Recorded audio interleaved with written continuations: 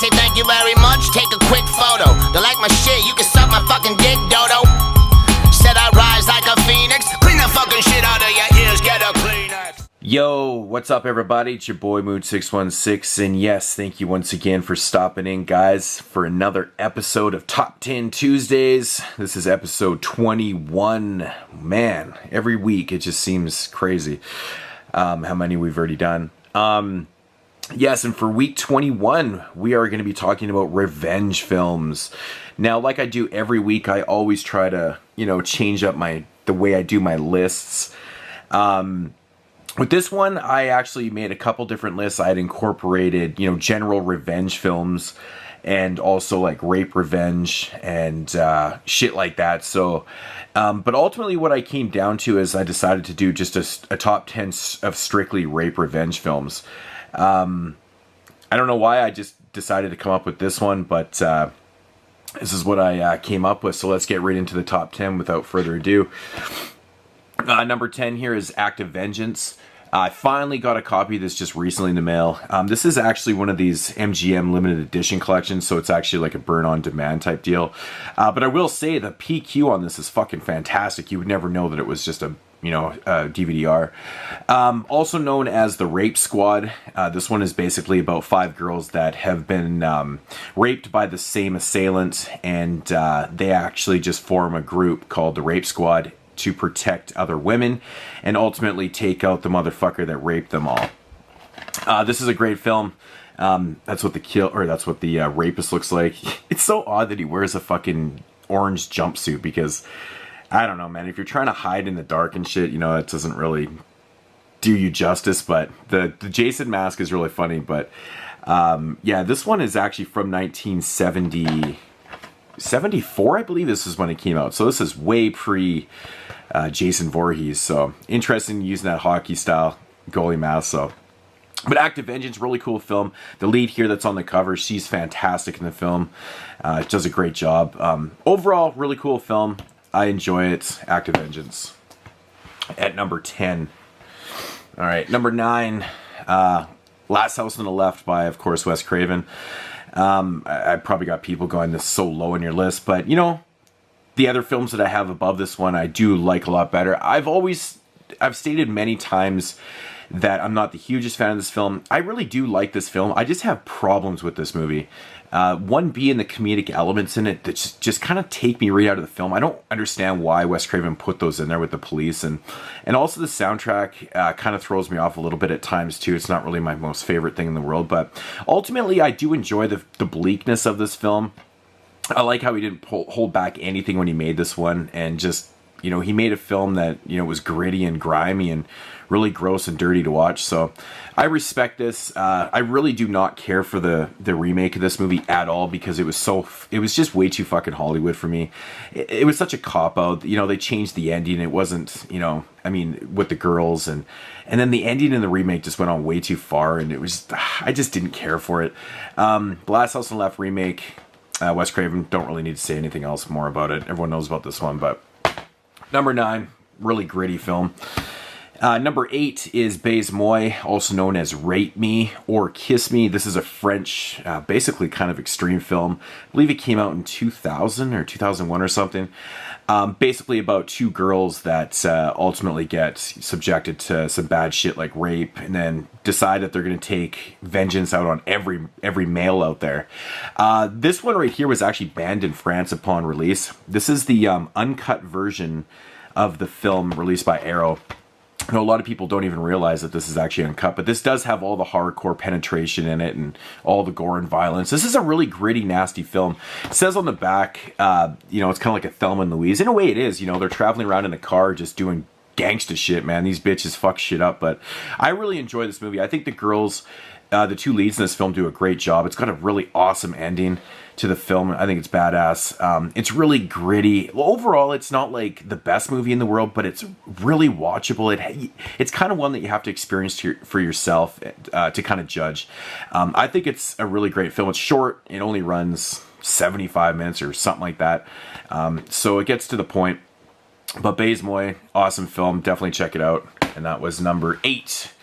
Number 7 is The Night Train Murders from I want to say 1975. This is kind of like the Italian version of Last House on the Left, of course, but set on a train. This one I've always been a really big fan of. This one's really bleak and dirty too. Just the scene where the girl goes out the train and just her body flops on the ground just gets me every time. I'm just fucking nasty. But I love this flick, man. It's very much the same as Last House on the Left, like I said, but fun flick. And the setting's awesome on the train. It's fucking nasty shit, but yeah. So you know what to expect if you've never seen this one. You've seen Last House on the Left, but in my opinion, this one is actually a better film. So Night Train Murders. At number 7. Number 6 is the classic I Spit on Your Grave from 1978. I've always been a really big fan of this film. It's dirty and it's gritty. Very cultish look to it, grindhouse. But yeah, you know, this one right here, it's basically just a classic, you know? I mean, you can't go wrong with this movie at all. Camille Keaton, I think, is pretty good in this film. The acting's not overly the greatest in this one, but even the revenge, you know, compared to the remake, is pretty soft, actually. I will say the remake has some nasty revenge in it. It's pretty cool.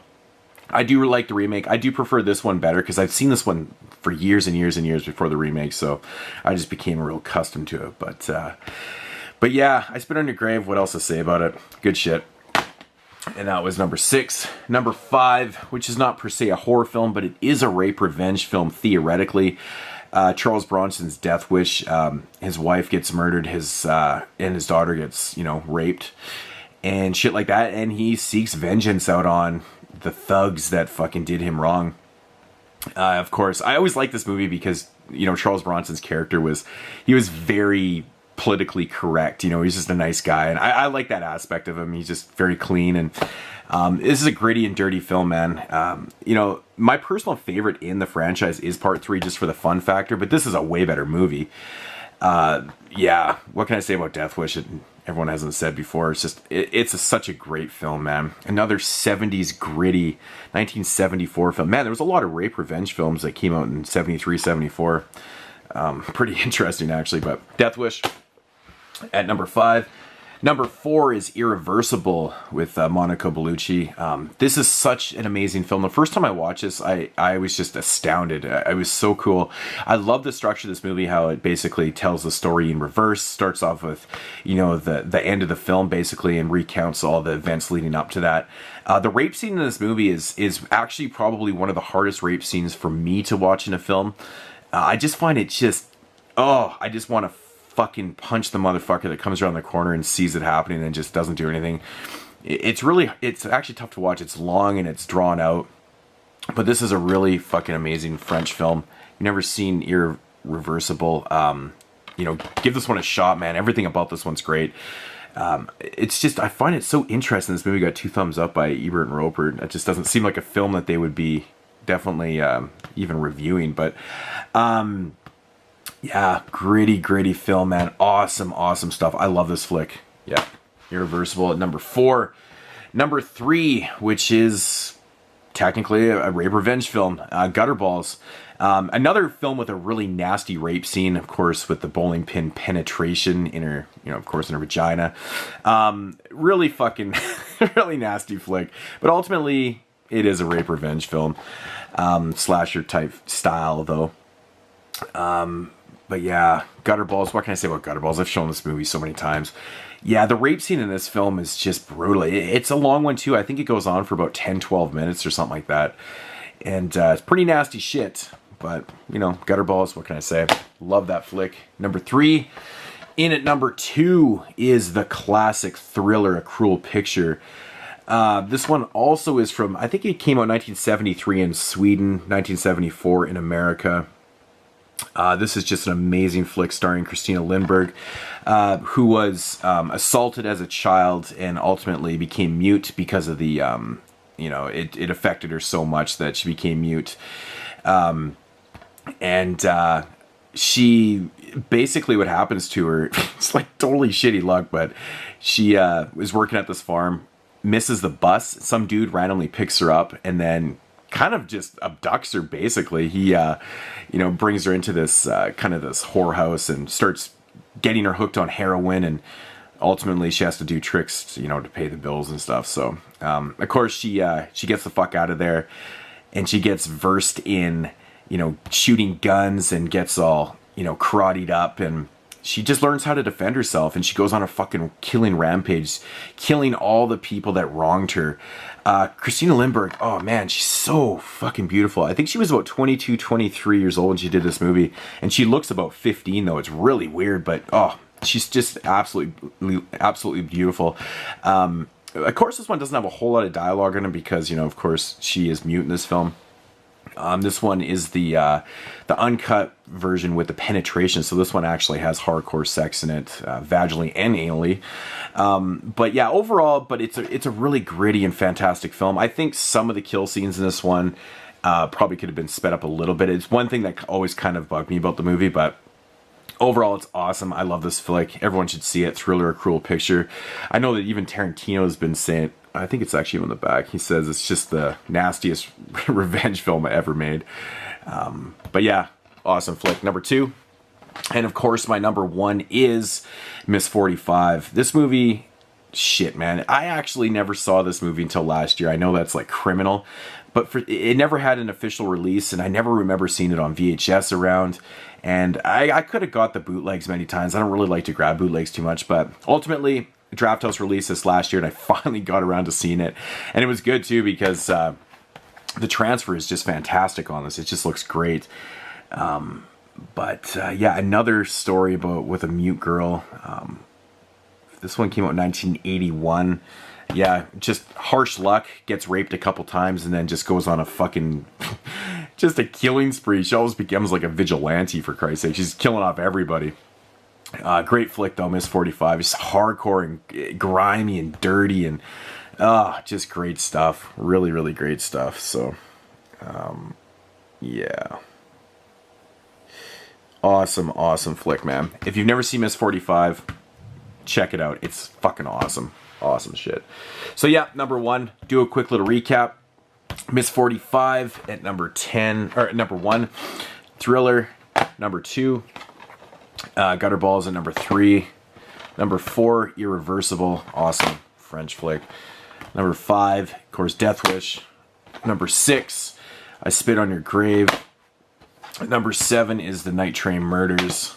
Number 8 is Bazmee, also known as Rape Me or Kiss Me. Number 9 is Last House on the Left, of course, Wes Craven. And number 10 is Act of Vengeance, also known as The Rape Squad.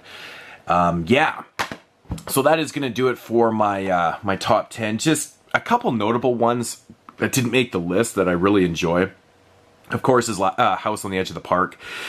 Another one with David Hess. I love that flick. I Drink Your Blood actually is technically a rape revenge film too. The daughter in that film gets raped, and the grandpa tries to seek some revenge, gets his ass kicked, and then they get fed rabid meat pies. Gross.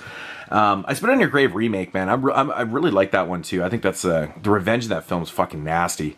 And of course, Savage Streets. That's another one I really enjoy with Linda Blair. And Hard Candy. It's not theoretically a rape revenge film, but it is a girl that goes after a sex offender who's basically having sex with underage girls. So technically, it is rape, I guess.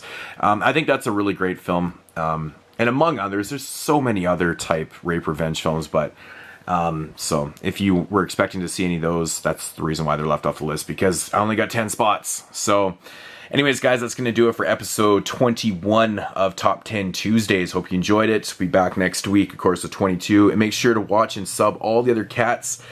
Movie Guy 666, also known as Zach, Dubby Dubbles, Matt from You and Your Horror Movies, and of course, Jesse Midnitekrawlr.